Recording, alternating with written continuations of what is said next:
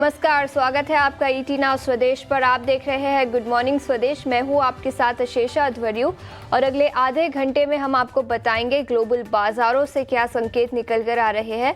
इसी के साथ खबरों वाले शेयर, ब्रोकरेज रिपोर्ट और कमोडिटी मार्केट पर भी नजर डालेंगे। सबसे पहले गिफ्ट निफ्टी की बात करें तो 50 अंकों की तेजी के साथ 23,570 के पास गिफ्ट निफ्टी। शुक्रवार और कल की गिरावट के बाद, पिछले हफ्ते की गिरावट के बाद आज पॉजिटिव ओपनिंग के संकेत भारतीय बाजारों के लिए निकल कर आ रहे हैं।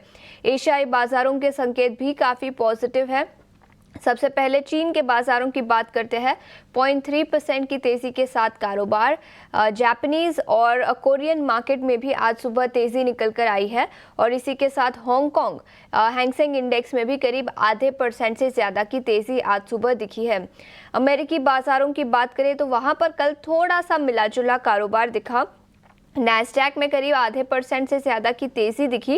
S&P 500 भी 0.4% की तेजी के साथ बंद होता हुआ नजर आया। वहीं डाउ जोन्स की बात करें तो यहां पर थोड़ी सी नरमी कल के ट्रेडिंग सेशन में दिखी। इस हफ्ते एनवीडिया के अलावा कई और दिग्गज कंपनियों के नतीजे आएंगे तो उस पर भी सबकी नजर रहेगी। और इसी के साथ यूएस फ्यूचर्स की बात करें तो आज सुबह वहां पर थोड़ी सी सुस्ती दिखी है। S&P 500 फ्यूचर्स 0.1% की गिरावट। वहीं नैस्डैक 100 और डाउ जोन्स फ्यूचर्स में भी थोड़ी सी नरमी आज सुबह निकल कर आई है, लेकिन कल मिला जुला कारोबार। नैस्डैक और S&P 500 आधे % की तेजी के साथ बंद होते हुए नजर आए। यूरोपियन बाजारों की बात करें तो यहां पर भी कल नरमी दिखी। इन्फ्लेशन का डेटा यूरोपियन बाजारों से आता हुआ इस हफ्ते नजर आएगा तो वहां से बड़े क्यूज इस हफ्ते के लिए होंगे, लेकिन उसके पहले यूरोपियन बाजारों में सुस्ती। फुट्सी आधे % तेजी के साथ बंद हुआ। कैक में भी करीब 0.1% की तेजी दिखी, लेकिन डैक्स की बात करें तो ये लाल निशान में बंद होता हुआ नजर आया। इसी के साथ कमोडिटी मार्केट की बात करें तो याद रखें कच्चे तेल और सोने चांदी में पिछले कुछ दिनों से नरमी दिखी थी, लेकिन कल वो ट्रेंड रिवर्स हुआ। सोने की बात करें तो करीब 2% की तेजी के साथ $2,610 पर आउंस के आसपास।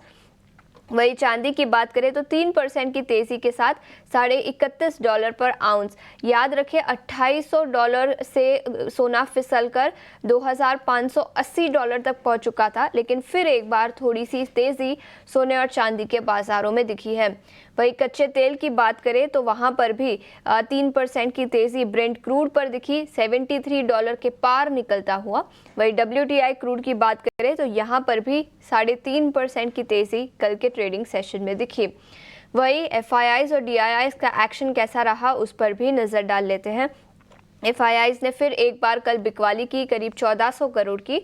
वही DIIs ने करीब 2300 करोड़ की खरीदारी कल की। DIIs ने अब तक करीब 29,000 करोड़ की खरीदारी नवंबर के महीने में की है और FIIs की बिकवाली का ट्रेंड अक्टूबर में भी दिखा और नवंबर में भी वो कंटिन्यू होता हुआ नजर आया। कल भी करीब 1400 करोड़ के शेयर बेचे। इंडेक्स फ्यूचर्स में 350 करोड़ की खरीदारी। इंडेक्स ऑप्शंस में करीब 18,800 करोड़ की बिकवाली दिखी। स्टॉक फ्यूचर्स में 1165 करोड़ की खरीदारी। वही स्टॉक ऑप्शंस में करीब 622 करोड़ की खरीदारी कल के ट्रेडिंग सेशन में दिखी। लेकिन सब बड़ा सवाल अभी यही है कि FIIs की बिकवाली का ट्रेंड कब बंद होता हुआ नजर आएगा। वही FNO बैन के स्टॉक्स की बात करें तो 5 स्टॉक्स FNO बैन में रहेंगे आज। Aarti industries, Aditya Birla fashion and retail, GNFC, granules और हिंदुस्तान कॉपर। तो इन 5 स्टॉक्स पर भी अपनी नजर रखें। कल के ट्रेडिंग सेशन में तो सुस्ती दिखी, लेकिन आज के लिए क्या रणनीति बनानी चाहिए वो बताने के लिए अब हमारे साथ डिम्पी जुड़ चुके हैं। Dimpy, good morning. बताएं आज के लिए कौन से लेवल्स पर हमें नजर रखनी चाहिए? गुड मॉर्निंग शीशा। देखिए, कल भी मार्केट्स के अंदर साइडवेज कंसोलिडेशन रहा। जैसे कल भी बात हो रही थी आपसे कि मार्केट नियर टू 200 डेमा के आसपास अपने आप को किसी तरह से मैनेज करने की कोशिश कर रही है और ये बहुत इंपॉर्टेंट भी है। 200 दिन के एवरेज के आसपास रहेगा, उसकी प्रोबेबिलिटी हाई हो जाएगी कि मार्केट अभी टूटेगा नहीं और एक हल्की रिकवरी मार्केट के अंदर आ सकती है। तो फिलहाल आज आप लेवल के हिसाब से वही पुराने वाले लेवल्स हैं, आपको ध्यान रखने। कल भी इंट्राडे लो बना, वो था 24,300 का। कल भी हमने आपको इंडिकेट किया था कि ये लेवल आ सकते हैं, तो एग्जैक्टली वही लेवल है 24,300। ऊपर आते समय आपको 24,800, 850 की रेंज का आपको बहुत ध्यान रखना।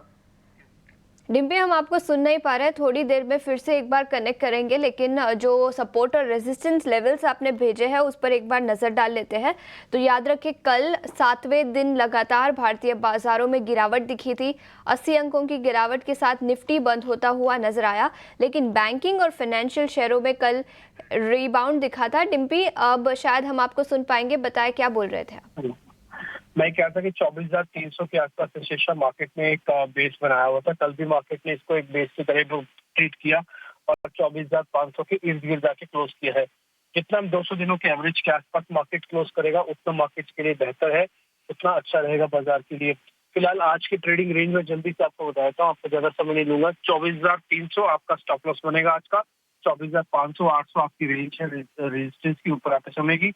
करना क्या है, कुछ भी नहीं करना, छोटे छोटे से लैब ट्रेड लेने, जैसे हम आपको हमेशा से गाइड करके आए हैं, आपको वैसे ही चलना है लैब ट्रेड के अकॉर्डिंग। इसमें कुछ ज्यादा बड़ा मोमेंटम मार्केट के अंदर अभी तो नहीं बनेगा। दूसरा आपने बैंक निफ्टी में, बैंक निफ्टी ने कल 184 पॉइंट जोड़े हैं और उससे पहले 70 पॉइंट जोड़े हैं। कहने का मतलब है कि 2 दिन में भले ही मार्केट चला नहीं है तो टूटा भी नहीं है बैंक निफ्टी के हिसाब से।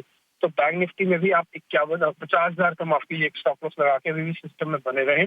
50,500 50,800 ये 2 इंपॉर्टेंट लेवल है। जब तक ये पार नहीं होते बड़ा मूव मार्केट के अंदर भी आएगा नहीं रिकवरी का। तो इसलिए छोटे छोटे लैब ट्रेड करते रहे। स्टॉप लॉसेस टारगेट आपके स्क्रीन पर आ गए हैं, आप उसी के अकॉर्डिंग काम करें। ऑप्शन ट्रेडिंग से थोड़ा बचे, ऑप्शन ट्रेड लेते समय थोड़ा अभी रुकना चाहिए। बिल्कुल, तो ये कुछ लेवल्स जहां पर आपको नज़र रखनी चाहिए। निफ्टी पर सपोर्ट और रेजिस्टेंस लेवल्स की बात करें तो 23,800 से 24,000 के इंपॉर्टेंट रेजिस्टेंस लेवल्स रहेंगे और 23,300 23,200 अहम सपोर्ट लेवल्स रहेंगे। वही बैंक निफ्टी की बात करें तो 50,000 और 49,800 के इंपॉर्टेंट सपोर्ट लेवल्स और 50,500 से 50,800 ये 2 important resistance levels bank Nifty पर रहेंगे। लेकिन बाजार पर अपनी रणनीति बताने के लिए अब हमारे साथ राजेश भोसले भी जुड़ चुके हैं। राजेश, गुड मॉर्निंग, बताएं बाजार पर क्या रणनीति बनानी चाहिए आज? Good morning Ashlesha. ओवरऑल अगर आप देखेंगे मार्केट का मोमेंटम जो है अभी भी नेगेटिव साइड पे है। कंसेक्यूटिव 7 सेशन के लिए हमने मार्केट में वीकनेस देखा है, तो शॉर्ट टर्म ट्रेडर्स के लिए अभी भी ट्रेंड नेगेटिव है। जब तक 23,600 23,700 जो 200 डीएमए है उसके ऊपर हम लोग क्लोज नहीं देते, तब तक इंडेक्स स्पेसिफिक लॉन्ग्स जो है वो अवॉइड करने चाहिए।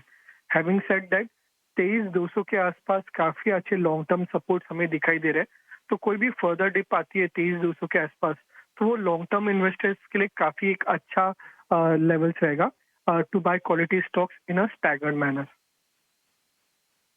बिल्कुल, तो ये रणनीति इंडेक्स लेवल पर। लेकिन राजेश, इसके अलावा स्टॉक स्पेसिफिक आइडियाज कौन से होंगे आज के लिए? देखिए, कल के सत्र में हमने देखा था कि ग्रासिम के स्टॉक ने एक इंट्राडे जो रेंज था उसको ब्रेक किया था।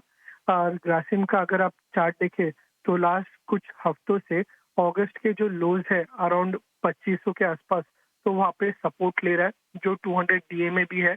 कल एक रेंज ब्रेकआउट देखने को मिला था विद स्ट्रॉन्ग वॉल्यूम्स, तो एक्सपेक्ट करते हैं कि ग्रासिम में यहाँ से काफी अच्छा एक बाउंस आ सकता है।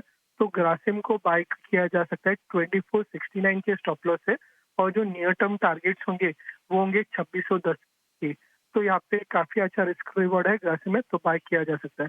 दूसरा जो स्टॉक बाय हुए हैं वो है बीएसई। कैपिटल मार्केट के स्टॉक्स देखेंगे तो काफी एक स्ट्रॉन्ग अपट्रेंड में है। बीएसई का भी चार्ट अगर आप देखें तो high top high bottom structure में कंटिन्यूसली ट्रेड कर रहा है। एंड कोई भी जो डिप आ रहा है तो डिप में 20 डे ईएमए पे सपोर्ट लेके बाउंस कर रहा है। कल के सत्र में भी हमने देखा था कि 20 डे ईएमए पे सपोर्ट लिया था एंड एक काफी अच्छा पॉजिटिव फॉर्मेशन देखने को मिला है। तो बीएसई लिमिटेड बाय किया जा सकता है। यहाँ से जो है एक अच्छा खासा अप ट्रेंड आपको देखने को मिल सकता है। 5350 का जो है टारगेट रहेगा और 4460 का स्टॉप लॉस रहेगा। तो बीएसई पर खरीदारी की राय 5,350 के लक्ष्य और इसी के साथ ग्रासिम 2,610 तक के लक्ष्य दिखाई दे सकते हैं। राजेश, शुक्रिया समय निकालकर हमारे साथ जुड़ने के लिए और बाजार पर रणनीति और स्टॉक स्पेसिफिक आइडियाज बताने के लिए। बढ़ते हैं, नतीजों का सीजन तो खत्म हो चुका है, लेकिन कुछ 1-2 नतीजे आए हैं। लेकिन इसके अलावा खबरों के लिहाज से कौन से स्टॉक्स फोकस में रहेंगे वो बताने के लिए अब हमारे साथ शरद जुड़ चुके हैं स्टूडियो में। शरद, गुड मॉर्निंग। सबसे पहले एक नतीजे जो आए हैं वो बताएं और उसके अलावा stocks news. Good morning Ashisha. तो वारी एनर्जीज लिस्टिंग हुई थी, बहुत ज्यादा इसमें नॉइज था, स्टॉक में अच्छी मोमेंटम आई, थोड़ी करेक्शन भी अभी हुई है, लेकिन इनके Q2 नंबर्स क्या है वो मैं पहले बता देता हूँ आपको। यहाँ पे देखें तो largely inline set of numbers आए हैं। अभी अभी जो है एनालिस्ट कवरेज आया है, तो उतना हम लोग डिटेल पे नहीं जा सकते कि कंसेंसस एस्टिमेट्स क्या रहेगा, बट जो दिख रहा है हमको वो दिख रहा है कि मार्जिन्स पे जो एक अच्छा मूवमेंट आया है, लगभग आप 100 बेसिस पॉइंट से ज़्यादा का उछाल आया है। वही प्रॉफिट देखें तो 17% बढ़ गया है। तो बॉटम लाइन नंबर्स और एबिडा नंबर्स तो स्ट्रॉन्ग आए हैं। ऑर्डर बुक जो है 20 गीगावाट्स का है, ये एक इंपॉर्टेंट पैरामीटर होता है जब आप जो है सोलर रिलेटेड कंपनीज़ को देखते हैं। और इम्पॉर्टेंटली एक बोर्ड ने इन्वेस्टमेंट लगभग 600 करोड़ का एक इंफ्रा और कनेक्टिविटी को लेके जो है अनाउंस किया है। इसमें कैपेसिटी एडिशन का नहीं कुछ जिक्र किया गया है, तो ये मैं पहले ही आपको बता देता हूँ। तो largely inline set of numbers आए हैं और पहली अनाउंसमेंट है, तो ओवरऑल जो है अच्छे ही लग रहे हैं नतीजे। बिल्कुल। तो लेकिन शरद, इसके अलावा खबरों के लिहाज से कौन से स्टॉक्स फोकस में रहेंगे? जी बिल्कुल आशीषा, सबसे पहले जो है जी पे जो है नज़र रखिएगा। अब जी में बहुत डेवलपमेंट्स हो रहे हैं। अब जो है इंटरेस्टिंगली पुनीत गोयनका ने रिज़ाइन कर दी अपनी पोस्ट एमडी से, लेकिन अब वो सीईओ के दम पे आने वाले हैं कंपनी में, और पूरी जो उनकी फोकस रहेगी वो ऑपरेशनल कैपेबिलिटीज़ को बढ़ाने के लिए रहेगी। जो ऑपरेशनल रिस्पॉन्सिबिलिटीज़ होते हैं दिन के डे टू डे काम, उस पर फोकस रखेंगे। तो ये एक इंपॉर्टेंट डेवलपमेंट ज़रूर है। PSU स्टॉक्स को नज़र में रखिएगा, क्योंकि कल रात को दीपक ने इम्पॉर्टेंट रिलीज़ दिया है जहां पे उन्होंने कुछ ईज़ किए हैं, कुछ rules, buyback, share split, dividend, bonus guideline के लिए। इन टोटल अगर सिंपल वर्ड में बताऊं तो वैल्यू क्रिएशन शेयर होल्डर्स के PSUs के लिए ये पॉजिटिव है। और याद रखिए ONGC, भारत इलेक्ट्रॉनिक, ये सारे स्टॉक्स एक डिविडेंड प्ले स्टॉक्स भी हैं। और करंट सिचुएशन में देखें तो डिविडेंड स्टॉक्स यूज़ आते हैं जब थोड़ी इन्फ्लेशन जो है सिनारियो देखने मिलता है। और हमने अक्टूबर के महीने में देखा है कि 14 महीने के हाई पे इन्फ्लेशन चल रही है, तो फ्लाइट टू सेफ्टी भी देखा जाता है। NTPC की बात करें, अगर PSUs की बात करें तो उनकी आम NTPC ग्रीन एनर्जी की IPO आज खुल रही है। 4000 करोड़ एंकर इन्वेस्टर से उन्हें रेस किया, लेकिन 2 अहम FIs है जो मेरे नज़र में पड़े हैं, वो बड़े नाम हैं। सबसे पहला है आपका कह सकते हैं अबू धाबी इन्वेस्टमेंट अथॉरिटी, और दूसरा है गवर्नमेंट ऑफ सिंगापुर। इसके अलावा जो है प्राइस बैट 102 से 108 रुपये प्रति शेयर का है, और IPO पूरा ही फ्रेश इशू रहेगा 10,000 करोड़ का।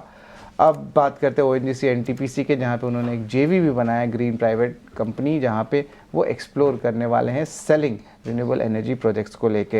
एयरपोर्ट 3 पे भी ज़रूर फोकस करिएगा। और ऑफ कोर्स अनाउंसमेंट भी आई है DGCI से कि 17 नवंबर को 5 लाख एरोप्लेन चले हैं भारत में, और वही देखिए rub off effect GMR airports में भी देखने मिल सकता है। इन्होंने अक्टूबर के महीने में लगभग 1 करोड़ से ज़्यादा पैसेंजर्स को जो है ऑपरेट किया है उनके एयरपोर्ट्स में, और लगभग 9% का growth year on year basis पे देखने मिला है।